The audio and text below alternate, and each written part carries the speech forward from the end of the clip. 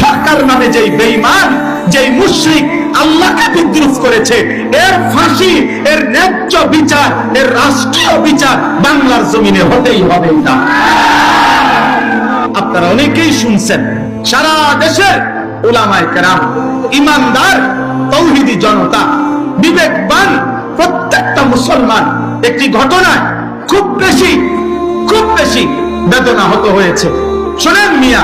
এই আসমান সৃষ্টির পর থেকে, পৃথিবীর প্রথম মানুষ থেকে আজকে পর্যন্ত পৃথিবীতে